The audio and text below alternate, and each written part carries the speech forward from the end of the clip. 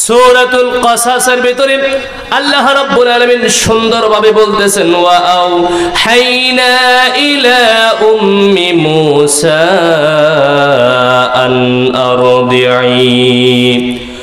মূসার আম্মাকে আল্লাহ পাক বললেন, ও মূসার আম্মা, তুমি তোমার সন্তানকে নিয়ে যেই টেনশন করতেছো, টেনশন করার কোনো কারণ নেই। তুমি তোমার সন্তানকে দুধ পান করাইতে থাকো। যদি তোমার ফাইদা খিফতি আলাইহি, যদি তোমার ভয় হয়, তাহলে তোমার এই সন্তানটাকে নদীর ভিতরে ফেলে দিবে, দরিয়ার ভিতরে ফেলে দিবে। ওয়ালা তাখাফি ওয়ালা তাহজানি, তোমার কোনো ভয় নাই, তোমার কোনো টেনশন নাই। ইন্না রাদুহু ইলাইকি ওয়া জাইলুহু মিনাল মুরসালিন, আমি তোমার মূসাকে তোমার কোলের ভিতরে ফিরিয়ে দিব এবং নবীদের ভিতরে একজন নবী বানাবো। চিল্লায়ে কোন সুবহানাল্লাহ। ফেরাউনের সৈন্যরা তোমার এই মূসাকে মারতে পারবে না, তোমার কোনো টেনশন নাই। যখন নাকি মূসার আম্মা টেনশনে পড়ে গেল, অতঃপর মূসাকে মূসার আম্মা নদীর ভিতরে একটি বাক্সর ভিতরে তুলে সেই নীল দরিয়ার ভিতরে ফেলে দিল। ফেলে দেওয়ার পরে আল্লাহ রাব্বুল আলামিন ওয়াদা করেছেন, তোমার সন্তানকে আমি তোমার কাছেই ফিরিয়ে দেব, তোমার কোলেই ফিরিয়ে দেব এবং কি তোমার সন্তানকে আমি নবী বানাবো। এই ওয়াদা কি কখনো মিথ্যা হতে পারে? কথা কয় না, মিথ্যা হতে পারে? হতে পারে না। আল্লাহ রাব্বুল আলামিন ওই সিন্দুকটাকে নিয়ে নিয়ে আস্তে আস্তে করে ফেরাউনের বিবি আসিয়া যেই ঘাটের ভিতরে গোসল করত, ওই ঘাটের ভিতরে নিয়ে আল্লাহ রাব্বুল আলামিন যখন উপস্থিত করে দিলেন, সেখানে ফেরাউনের বিবি আসিয়ার যে বান্দিগুলা ছিল সেগুলো সেই বাক্সটাকে উঠিয়ে আসিয়ার কাছে নিয়ে আসলো। আসিয়া যখন ওই বাক্সটাকে খুললো, খোলার পরে দেখলো এত সুন্দর ফুটফুটে একটা চেহারা, আমার আপনার মতন সলিমুদ্দি কলিমুদ্দি মার্কা চেহারা না, নবীদের চেহারা আল্লাহ পাক রব্বুল আলামিন অনেক সুন্দর পূর্ণিমার চাঁদের মতো করে বানাইছে। কোন সুবহানাল্লাহ। আল্লাহ রাব্বুল আলামিন কোরআনুল কারীমের ভিতরে বলেন, ও মূসা, তোমাকে শুধুমাত্র আমার জন্যই আমি বানিয়েছি।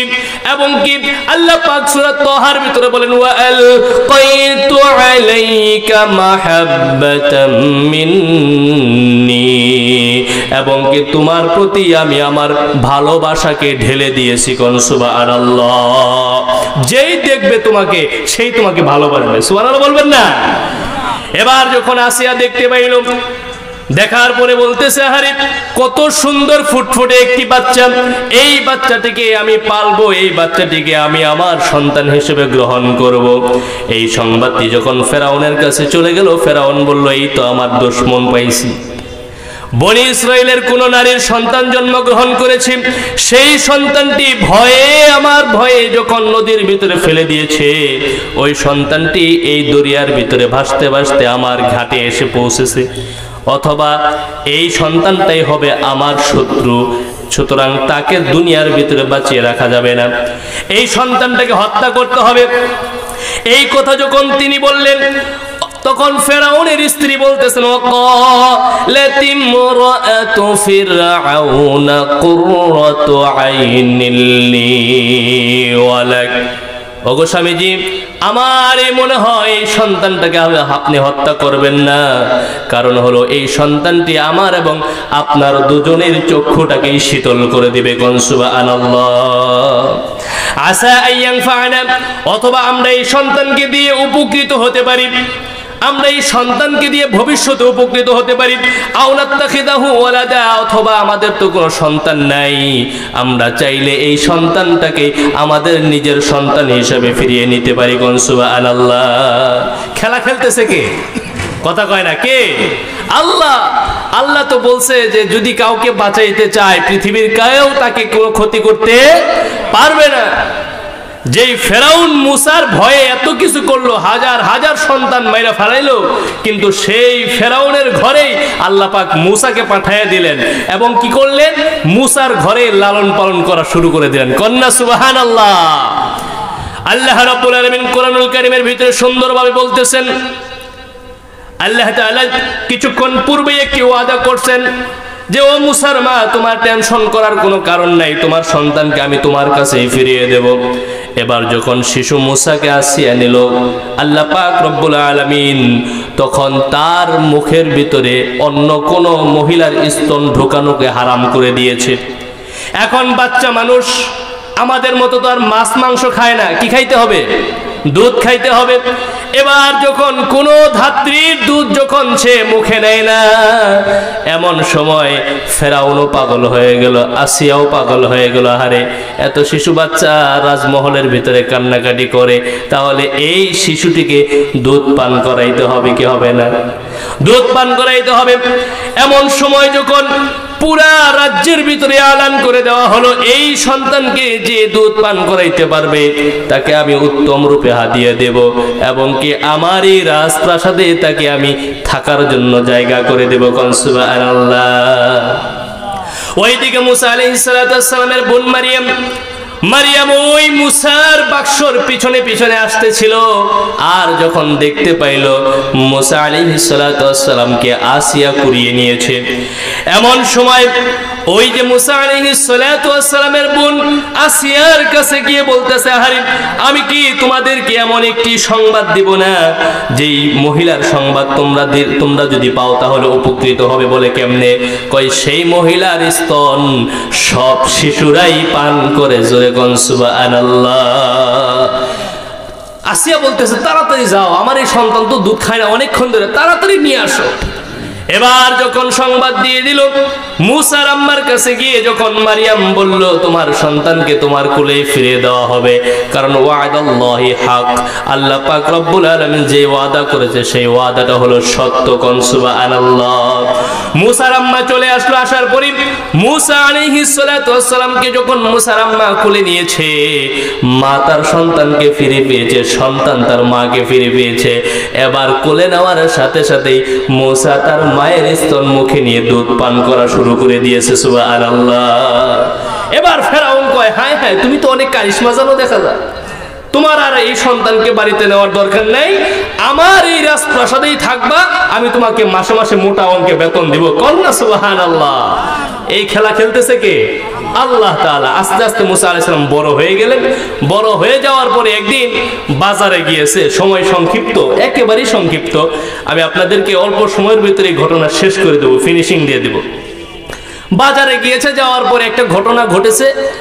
মুসা আলাইহিস সালামের যে বংশ, সেই বংশের নাম হলো বনি ইসরাইল, আর ফেরাউনের যে বংশ, এই বংশের নাম হলো কিপ্তি বংশ। কি বংশ? কিপ্তি বংশ। মূল পয়েন্টগুলো আপনাদেরকে বলি।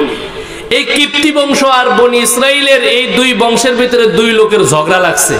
এমন সময় মুসা আলাইহিস সালাম সেখানে উপস্থিত হওয়ার পরে ওই বনি ইসরাইলের লোকটা মুসা আলাইহিস সালামকে বিচার দিছে যে, দেখো অন্যায়ভাবে আমার উপরে নির্যাতন করতেছে, কারণ হলো সে হলো সরকারের দলের। কিসের দলের? কথা কয় না, কিসের দলের?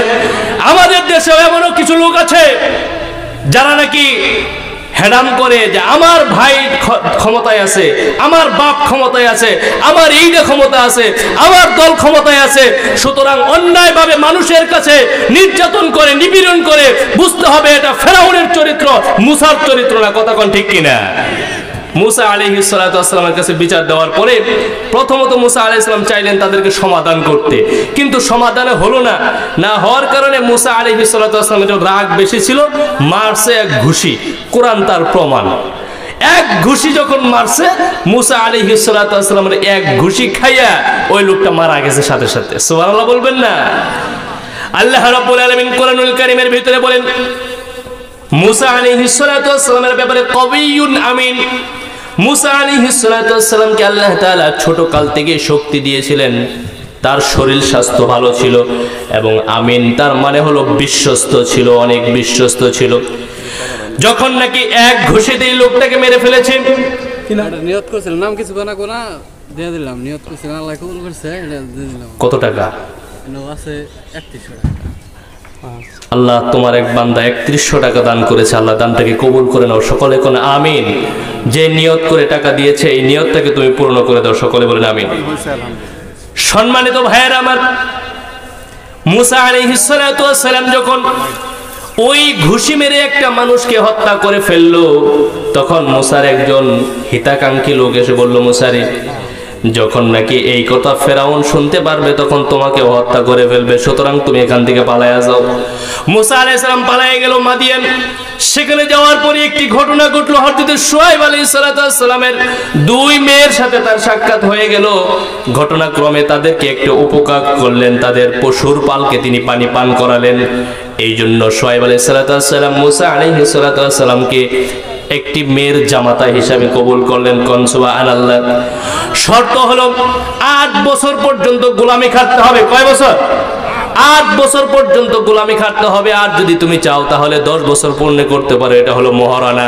এটা কি মহারানা? এটা যখন পূর্ণ হয়ে গেল, হওয়ার পরে মুসা আলাইহিস সালাম এবার দেশে ফিরবেন। কোথায়? মিশরে ফিরবেন। তিনি চলে গেছেন মিশর থেকে মাদিয়ান। কোথায়? মাদিয়ান চলে গেছে, এবার মিশরে ফিরবে। এমন সময় তার বিবি বাল বাচ্চা সবকিছু নিয়ে যখন ফিরতেছে, তুর পাহাড়ের কাছাকাছি আসছে, রাত হয়ে গেছে।